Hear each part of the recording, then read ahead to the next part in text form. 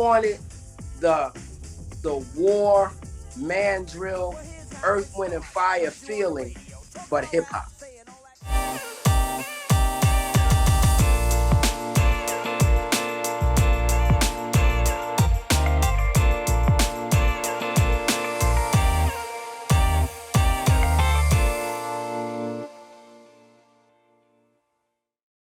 What's up, everybody? It's Soren Baker here on Unique Access Entertainment. As always, please hit that subscribe button. It's right down there and it's free. That enables us to keep coming to you guys as often as possible with as many interviews as possible. So please hit that subscribe button, like our content, share it, talk about it, be about it, each one, teach one. And we appreciate your guys' support in getting us this far. Now, today for Cover Story, we have the honor and the privilege of being joined by D.O.C from Stetsasonic. D.O.C, thank you for coming through, sir. Oh, thank you, sir. Thank you for having me. Yes. So for Cover Story today, we are going to do Stetsasonic's phenomenal album, Info Gear. Now, D.O.C, this was your guys' Stetsasonic's second album. Came out in '88, and on the cover, it's a dramatic difference from the On Fire cover. So do you remember On Fire was kind of an abstract-ish type of thing, and Info Gear is very straightforward, direct. Both of those covers, just because of the way things were going in hip hop, both of those covers are from photo shoots.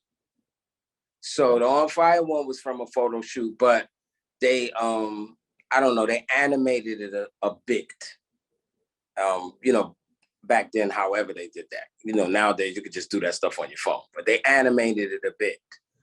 So it was because all throughout On Fire, if you notice, all of the singles had the same artwork with different things. Like Faye was different, Forever My Beat was different, but it was from that same photo shoot. And Forget was the same. It was a photo shoot that we did in Brooklyn, downtown Brooklyn, in front, really not the front, but the back of the Stetson hat store. Because remember, Stetsasonic got their name from the Stetson brothers, and Stetson brothers got their name from the Stetson hats. So it was the back of the Stetson hat store. That was the first time we did the shoot. That's when you see the troop suits and the way that we would bend it down. And then we went a little further down on, I want to say it was Liberty Avenue in Alabama. And there was a factory called East New York something. We from East New York. And we took it right underneath where it said East New York. Okay. Because the Stetson thing is on the back cover with the song title. That was like a whole day in that particular area of Brooklyn, which we really shot in Brownsville, because downtown Brooklyn downtown Brooklyn is really downtown, so that's more Fort Greene. But then we went over on the East New York side, so we shot a lot in Brownsville as well. Okay, so why, given all the ties to the Stetson hats, why did you use the East New York shot for the cover, do you think? Oh, because we was from East New York, and I still think it's true. I mean, I hear it in Key Glock's music all the time. Hip hop, we always want to represent where we from. And so, we wanted to show, like, everybody in Stetsasonic is not from East New York, but we had an East New York majority. Okay. So we wanted to show East New York, because not only were we from East New York, basically as a group, but East New York also groomed us. So all of the first Stetsasonic rehearsals, all of the getting together, the formation of the group, all of that started in East New York. Which is so funny, because I'm from and grew up in Maryland, and I had no idea what East New York was when I would hear about it.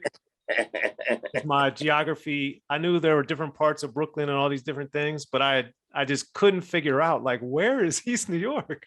Yeah. So that always was hilarious to me. But the question tied into that, though, is with East New York, for people like myself that were unaware, right? You guys didn't think, like, people would think this is weird, like in Florida or Maryland or Virginia? I say this and I still teach it. Like when I do my TED Talks and I do talks, I feel, and this is just a daddy-oism, so, you know, people don't get all caught up in your panties.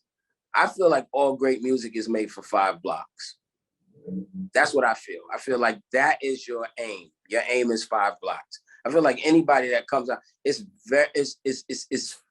less than likely that somebody could come out saying, I'm making universal music and it's gonna happen. You know, the music that's actually made for that particular massive always works. So although later on down the line, I would go on tour and see Bob Marley cassettes in truck stops, he wasn't really making them for them truckers when he first made them. You know what I mean? Just great songs. And so that was what that meant for us. And so I almost want to say we wanted people to know East New York. So we wanted, if anything, somebody to just question, where is that? Well, you definitely did that with me, because I was trying to figure that out. You know, and then we mentioned it, you know, we shouting it out even on the new records, you know what I mean? You know, on the new Stets single, we say East New York, but it's Amity and Foch too. What we mean by that is the majority of us from East New York, but then Paul's from Amityville and the lights from Foch Boulevard in Queens. So that's why we say East New York, but it's Amity and Foch too. But you know, we just wanted to rep East New York. East New York, you know, Brooklyn is already its own country. And East New York is definitely a country within Brooklyn. Like we are our own, East New York, Brownsville, we are our own thing. You can ask anybody that's from there. You can ask anybody that visited there. Like, we're not Bed-Stuy, we're not Marcy, we're not Fort Greene, we're not none of those places. You know, Al Capone's from East New York. Like, we are very different. I thought it was the planet Brooklyn. Yeah. I mean, yeah, Brooklyn is a planet on its own. But when we were growing up, we used to always call Brooklyn a country. You know, we used to always, because compared to the other 5 boroughs, we operate differently. Like, we just operate differently. And then I found that even coming from Brownsville, East New York, we operated differently than like the rest of Brooklyn. Okay. Yeah. Sounds good. And with the troop suits, the white suits, what made you guys want to all wear those and all kind of match? So white has always been the trademark of Stetsasonic from the beginning. We learned way before we made records that wearing all white on stage was the best thing to wear, because if you wore it like in a Madison Square Garden setting, or if you had your own tour, the light man could just change the lights and your suits could be green or blue or red or whatever. You know what I mean? So white, we always wear white because of the way the white came off.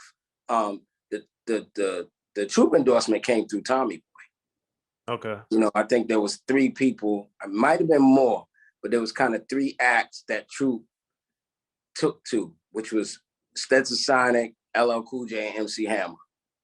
Right. And so, you know, we had a couple of other colors, but of course we were like, yo, find us whatever white that y'all could find. Like, give us white sneakers, give us, you know, white. So some of it was like, you know, white with the red and, you know, like the red, white, and blue, but it was mostly white. I don't think we had one troop suit that was all white. There was one that was black and white, which is all white with the black troop stuff on it. But yeah, we just wanted that. And you know, I say this to people all the time. Sometimes, again, you know, people throw, I don't know, oranges, rotten tomatoes at me, whatever. But hip hop, the music part, I'm not talking about the graffiti arts, I'm not talking about the dancing or the DJing, but hip hop, the music part, it grows out of R&B. That's why the first groups were Grandmaster Flash and the Furious Five,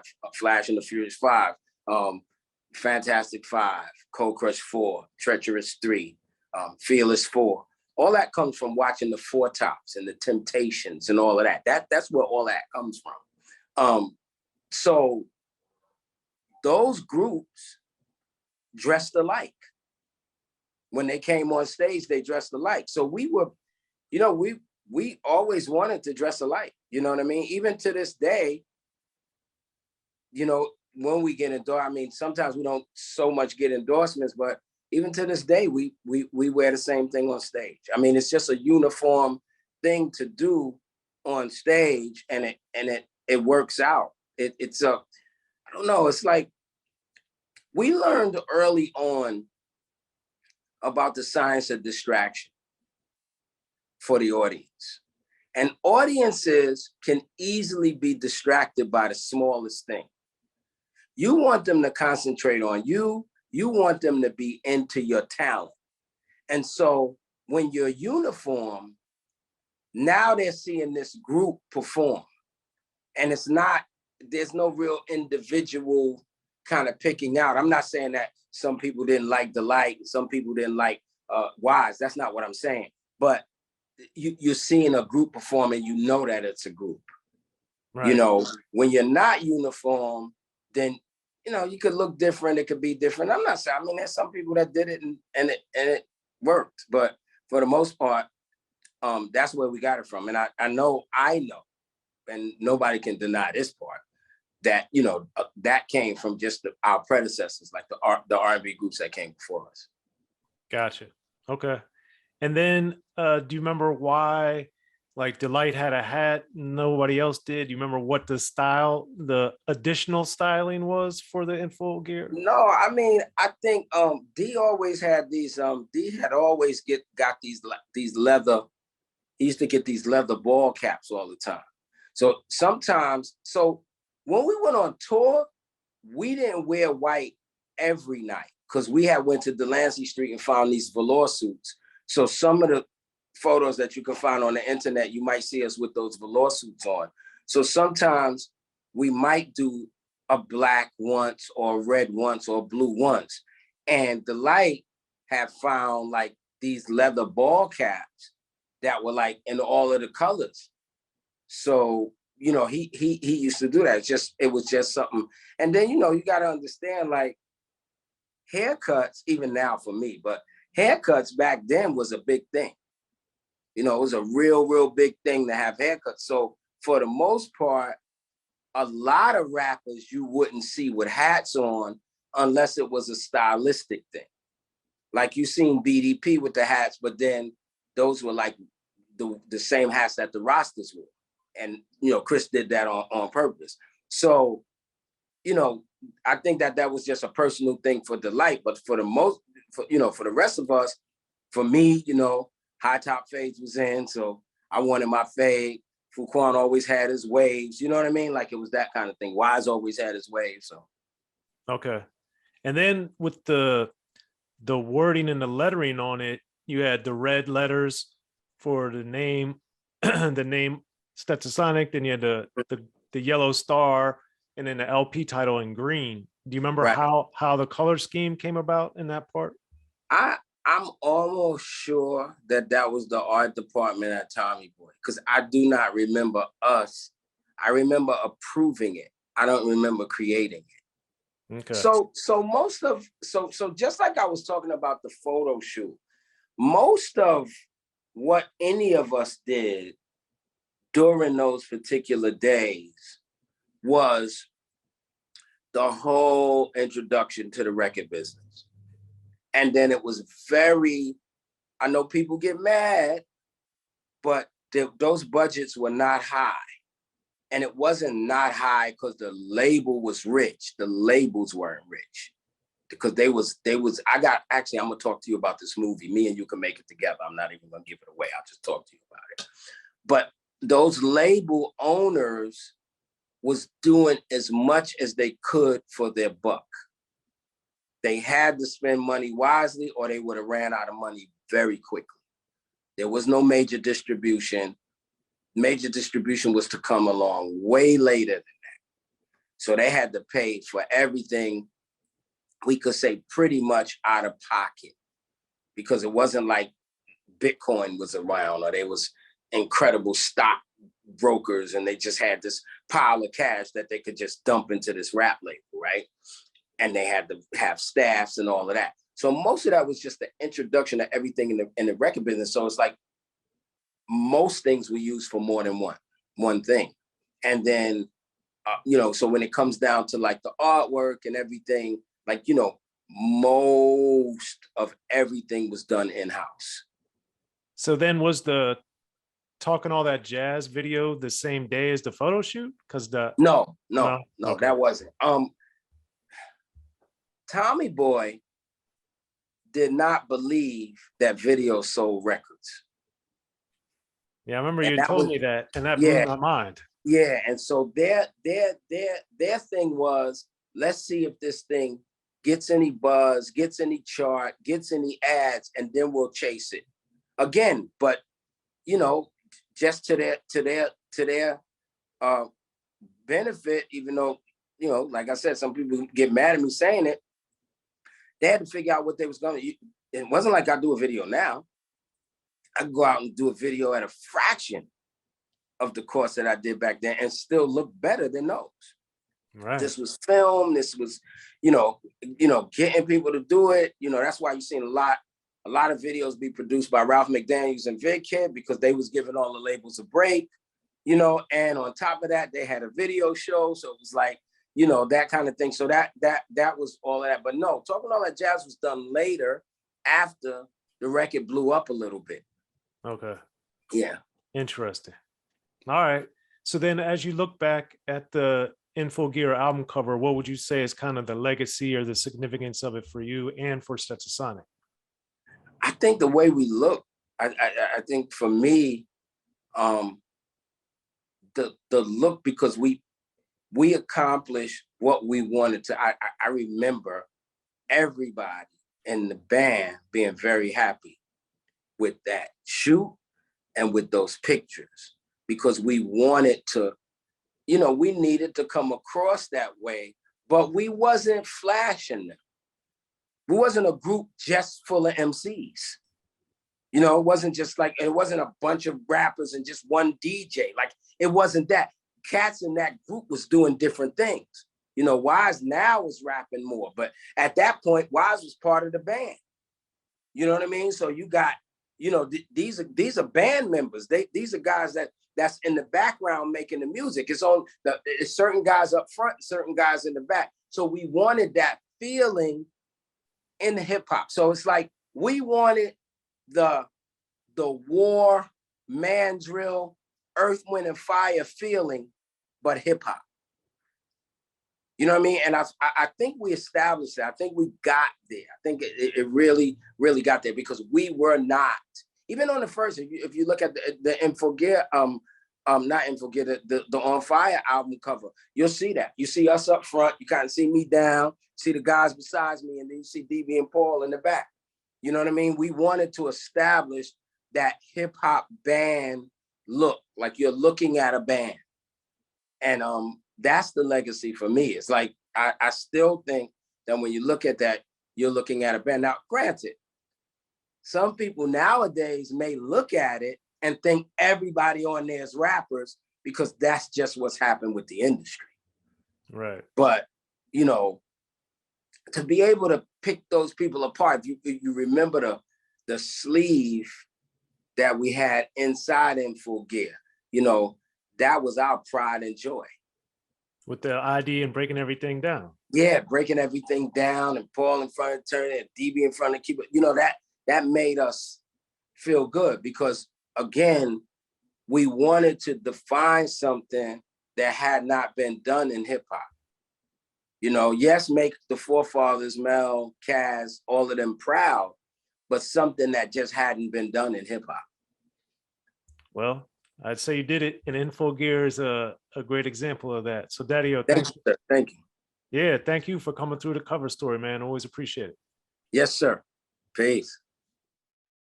Be sure to check out the History of Gangster Rap by Soren Baker. He's official. History of Gangster Rap features exclusive interviews with Ice-T, Snoop Dogg, MC Ren, the D.O.C, and dozens of others. The History of Gangster Rap, a definitive look at how Los Angeles changed rap forever. In Los Angeles, the streets definitely set the tone of the hip-hop music. At 19, I got a $50,000 car. My whole angle always was, I'll be street, but I will always tell you the horrors that go along with this life. There will be penalties and casualties for just wearing the wrong color in somebody's neighborhood. And once gangster rap made it from the streets to the TV, the genre exploded. With Fab 5 on your MTV Back with NWA. Yo MTV, it just catapulted us from being local heroes to national gangbang rappers. The history of gangster rap discusses it all from 1980 up till today. It's always gonna be shit happening in the streets. You know what I mean? So it's always gonna be something to talk about. The history of gangster rap in stores now.